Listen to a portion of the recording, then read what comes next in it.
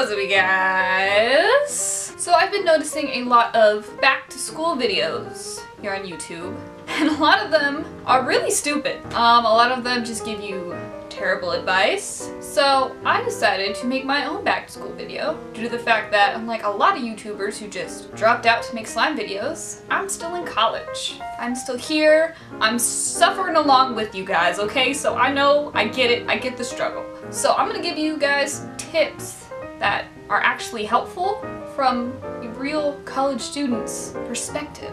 If you're like, how are you qualified? My GPA is a 3.7. Would be a 4.0, but trigonometry. Let's get started, shall we? So the first little tip I'm going to share with you guys is actually a pretty simple one. You should pack your backpack the night before. Packing your backpack at night is a lot easier, for me at least, because I know it's hard for me to get out the door. Especially if you have early classes, then it's really a struggle to get out the door. And just double check that I have everything, make sure that, you know, if I had to print out any homework, it's already printed. At night, you're not in so much of a hurry, so you won't forget a lot of things, like your phone charger, your headphones, because when you're walking back and forth to class, you don't actually want to talk to people. You know, the simple things. At night, you have more time, so you remember everything. So here on my stool, I have everything that I need tomorrow morning. So I have 3 classes on Tuesday and Thursday. So here's what I really need every day. I have my geology binder, my speech/communication notebook, my stats notebook, and my planner and pencil pouch. Also, if you pack your backpack at night, it gives you more time just in case you accidentally lose your statistics notebook. Yeah, good life hack.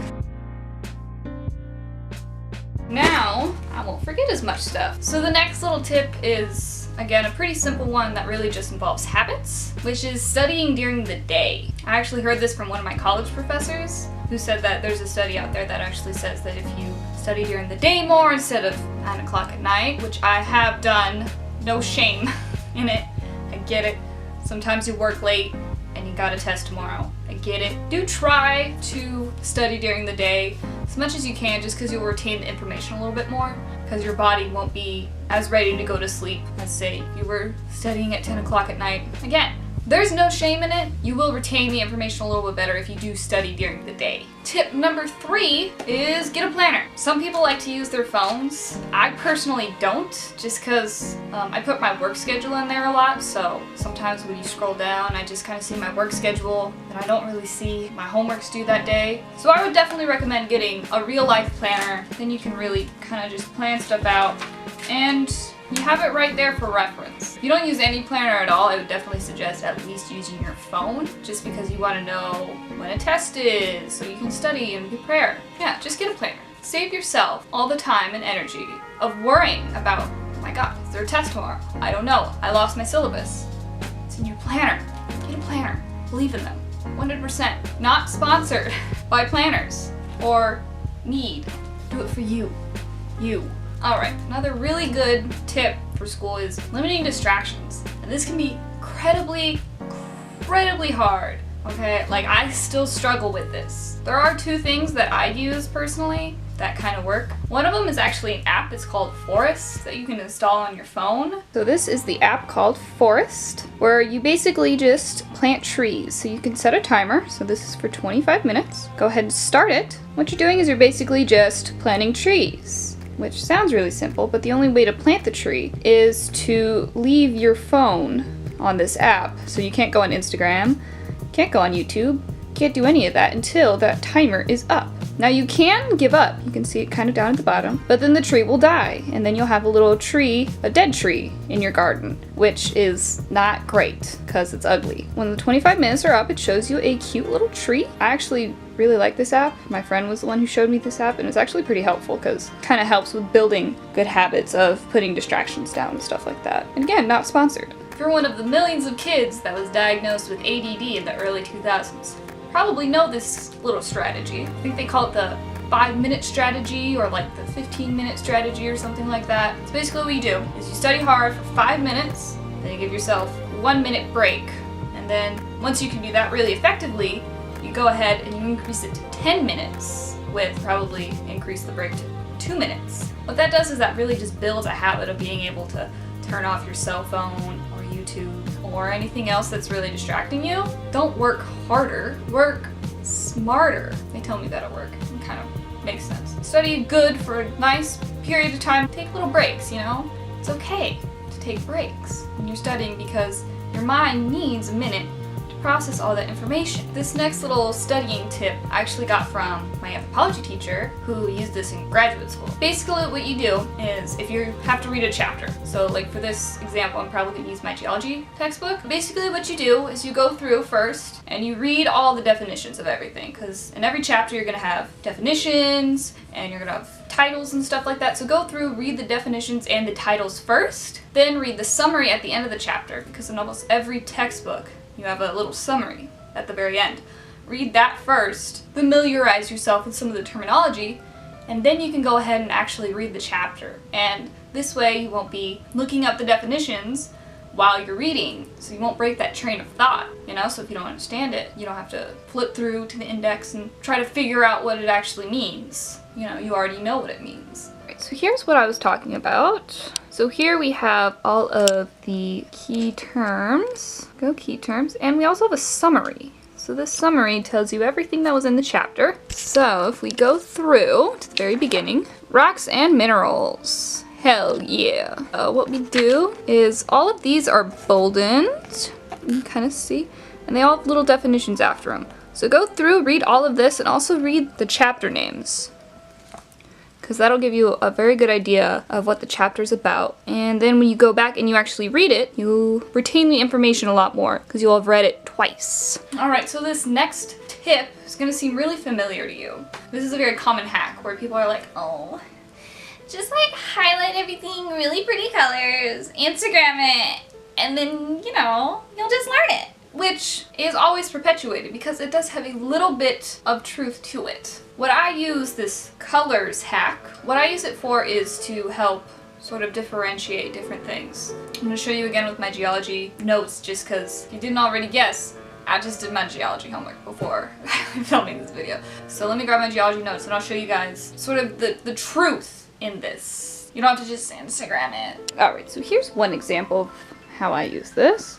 So here we see anions and cations, or anions and cations. I don't know how to pronounce it. So you can tell that these guys are two different colors. So this just kind of helps differentiate which one is which. You can have a very clear definition, so I know that now oxygen, or O2, is an anion, it's got a negative charge, but sodium, Na, has a positive charge, making it cation. Alright, so here's some notes on the rock cycle. You can see that there are a couple different colors going on. So you can see magma is orange, or types of rocks are highlighted in different types of colors, and almost everything that has two sort of subtypes, like igneous rock over here, you can see that these are two different colors. So again, this color hack is good for differentiating something that has different characteristics or different subsets.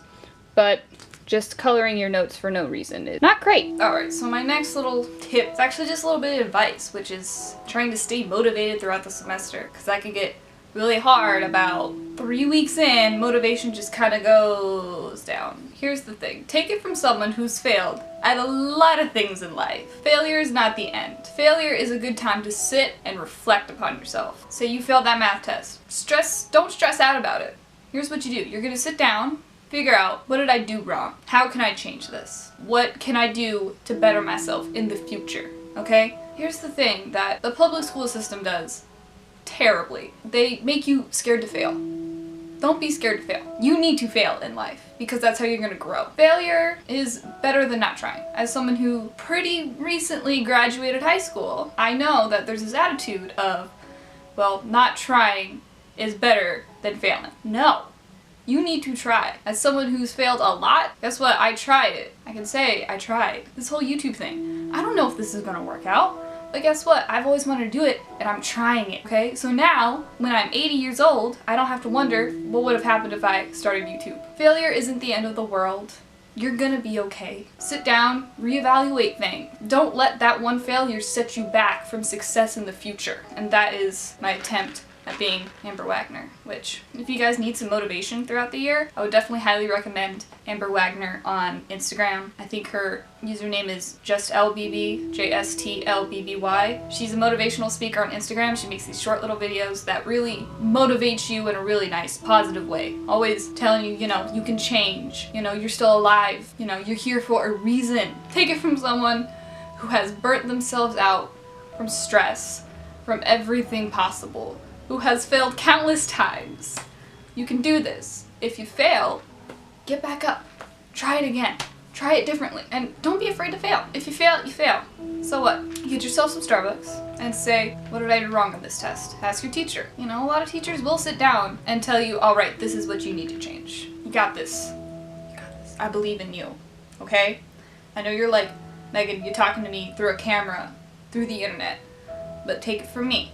If I can succeed at things, someone who has dealt with a lot of failure, a lot of anxiety, a lot of stress can get through things. You can do it too. I believe in you. Alright, so that is it for my back to school tips. Hope you enjoyed this video. If you're new here, go ahead and hit that subscribe button. You know, my next video will be related to reptiles. Don't worry, if you've made it this far through and been like, I want some footage of some reptiles. Here's some Winslow for your entertainment purposes. Looking very good today. Very handsome. Yeah, look at that beard. Look at that beautiful beard, Winslow. Good boy. Your usual programming will resume quite shortly. But anyways, I hope you guys liked this video. I hope you guys got something from it. Stay in school, try hardest, but don't try so hard that you burn out halfway through the semester, you know? Push yourself in a healthy way. I love you. I'll see you guys very soon. Hit that like button, comment down below. Follow Winslow on Instagram, because if you're like, oh, it's such a stressful day, I'll probably post a picture of my adorable lizards and everything's better. Anyways, I'll see you guys soon. Bye!